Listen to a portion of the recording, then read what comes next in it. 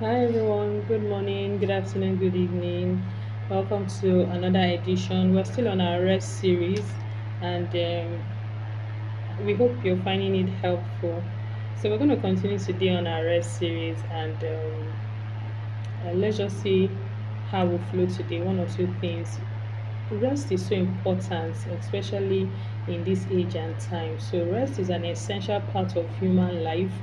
It's the period when the body and mind take a break from activities in order to recover energy. Without proper rest, the body and brain cannot function effectively.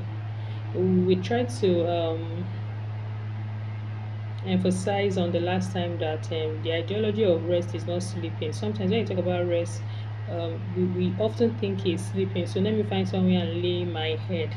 Rest is much more than that.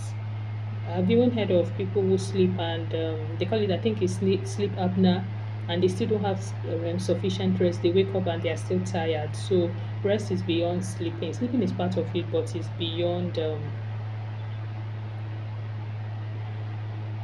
sleeping. So let's look at mental or emotional rest today.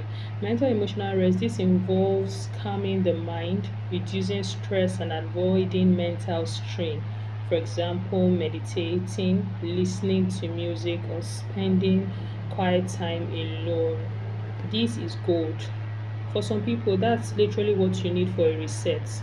So, and I think it has to do with individuals finding what works for you. That particular activity that you find out that once you give yourself into, you can literally feel the reset button activated in your life. So, there are different kinds of rest. I think we should mention that today there's physical rest, there's mental or emotional rest. We just spoke about that. There's social rest, there's spiritual rest. So, all of these are different forms of rest. So, which one do you think, or which one do you think you need? Like I said, it's personal. Sometimes a particular type of rest is what your body is calling, for, and the sensitivity to be able to identify that and take a breather from it. I think in our next episode we'll give a definition of all of the kind of rest that we mentioned, but today is mental and emotional. So what are you taking out of your mental space? What are you taking out of your emotional space?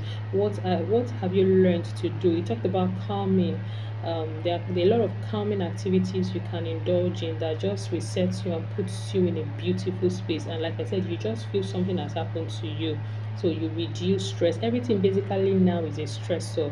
So that intentionality of just putting yourself in that space that you find out that you are less